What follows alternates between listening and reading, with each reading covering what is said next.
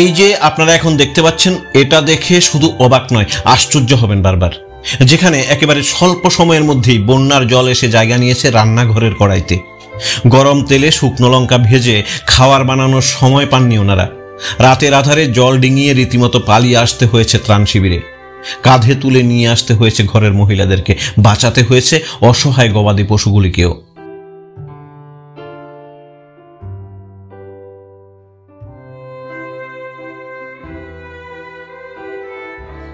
এখন আমরা এসেছি বিলোনিয়া থেকে অনতি দূরে, একেবারে ঢিলছোড়া দূরত্বে মুসলিম অধ্যুষিত আমজাদনগর এলাকায়, যেখানে এলাকার প্রতিটি কোণে থই থই করছে রাশি রাশি জল। দুদিনের টানা বৃষ্টিতে গোটা এলাকা জুড়ে তাণ্ডব চালাচ্ছে বন্যার জল। ঢুকে যাচ্ছে বসতঘরে, থাকতে দিচ্ছে না এলাকাবাসীদের। রীতিমতো ঘর ছাড়া করে দিয়েছে 18 থেকে 20টি পরিবারকে। আশ্রয় নিতে হয়েছে আমজাদনগর স্কুল ঘরেই।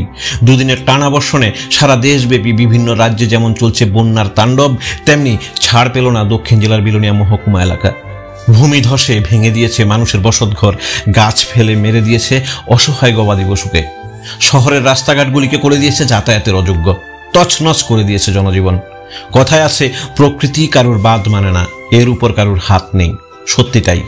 বিলোনিয়া আমজাদনগর এলাকাতেও সেই অসহায় পরিস্থিতি দেখা গেল দুদিন যাবৎ। বসত ঘরে বন্যার জল ঢুকে বের করে দিয়েছে পরিবারের লোকজনদের, নষ্ট করে দিয়েছে ঘরের বিভিন্ন মূল্যবান সামগ্রী। অসহায় পরিবারগুলোকে প্রশাসনিক হস্তক্ষেপে নিয়ে আসা হয়েছে স্কুল কক্ষে সুরক্ষিত জায়গাতে।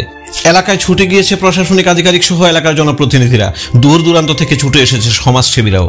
ওনাদের খাওয়া থাকার যাতে কোনো প্রকার সমস্যা না হয় তার জন্য সহযোগিতার হাত বাড়িয়ে দিয়েছে সবাই। বন্যা কবলিত এলাকায় ঢুকে মত বিনিময় করে সমস্যা নিরসনের জন্য আশ্বাস দিয়েছেন ওনারা।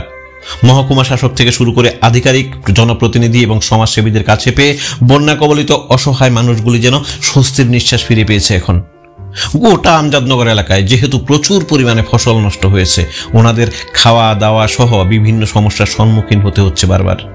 তবে কেউ বা শখ করে, কেউ বা মাছ ধরে সাংসারিক খরচাপাতির জোগাড় করতে নেমেছে কোমর জলে।